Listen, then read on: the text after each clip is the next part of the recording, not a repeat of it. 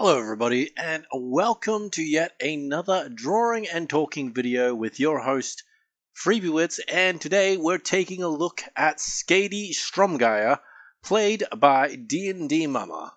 Now for those viewers who have a better memory than I, D&D Mama actually has had a character drawn by us before named Nova, the shadow creature type person. But anyways, we're not looking at Nova. We're looking at Skadi Stromgaia, and I hope I pronounced that correctly. Now, initial views on the character is that Skadi is the generic D&D dwarf. She's short, she's stocky, and she likes a proper scrap. So, personality-wise, she is listed as being abrasive, opinionated, unapologetic but kind. She is a small package of solid muscle wrapped in armor and tied up in the bow of a bad attitude. She hates people who aren't willing to work. She hates people who aren't willing to fight. She hates people who try to take the easy way out of trouble. She hates cheaters and thieves and liars and bullies.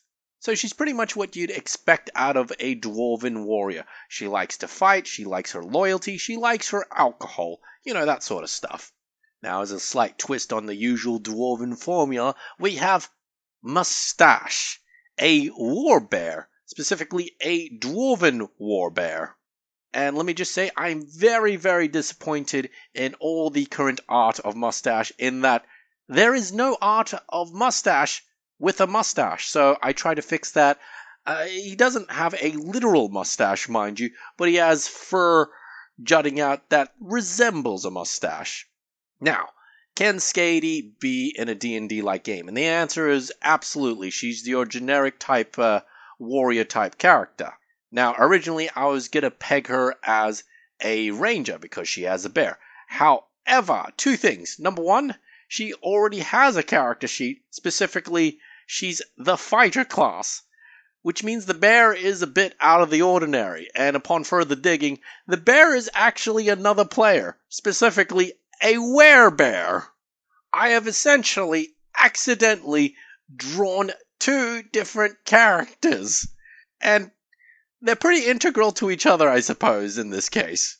Now, in Dungeons and Dragons and such like that, the idea of a character riding another character isn't all that new. I'm not sure how supported it is in the rules, but the amount of players who have small characters and another player who plays a big, strong character will always end with those two characters riding each other into battle. It's just a law of D&D. I'm not the one who writes the rules, I just enforce them vigorously.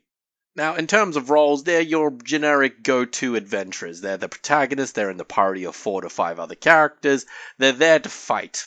In terms of roleplay, when it comes to downtime, they're there drinking, corralling, having fun, that sort of thing. She's a very refreshingly straightforward character is what I'm trying to say. Now, somehow, the mascot of the two is the more complicated of the lot. It's not so simple and straightforward. But we're not talking about the bear, we're just talking about Skadi for now.